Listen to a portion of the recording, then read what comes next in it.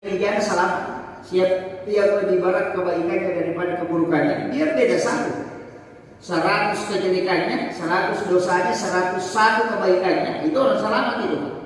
Nah sholat ini yang bisa melakukan itu. Karena orang yang sholat pertama menghapuskan dosa, yang kedua menambah pahala. Nah kuncinya kalau kita timbang sesuatu, kalau dosa yang berat, bagaimana caranya supaya dia ringan? Dua kemungkinan. Tambah berat ini yang baik atau kurangi ini yang dosa. Kan begitu gitu. Kan begitu gitu.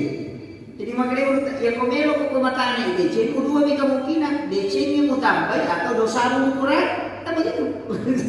Kalau kita timbang kan begitu. Kiri kanan. Kalau kau mau kasih berat yang kanan, ya kurangi yang kiri.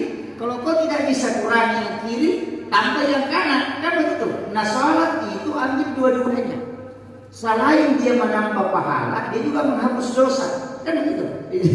Makanya ibadah itu luar biasa. Jadi maka saya selalu bilang, perbanyaklah sholat. Orang yang banyak sholat itu luar biasa. Sholat sunnah utamanya itu diperbanyak. Jadi memang ada namanya sholat sunnah mutlak. Bahkan ada satu sholat itu yang sangat istimewa, cuma jarang orang melakukan. Sholat sunnah tawabin. Itu antara maghrib dengan isya. Sesudah sholat maghrib, laksanakan sholat sunnah 6 rakaat. Itu bacaan surahnya sembarang. Kita baca, kita laksanakan sholat 2 rakaat, masna 2 rakaat 1 salam. Namanya sholat sunnah awabin. Itu Rasulullah mengatakan dalam hadis yang sahih, siapa yang melaksanakan sholat sunnah awabin 1 kali, itu sama kalau dia melaksanakan sholat 12 tahun lamanya.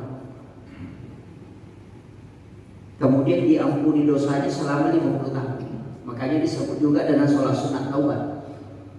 Jadi sholat sunat itu antara maghrib dengan isya. Jadi bukan sholat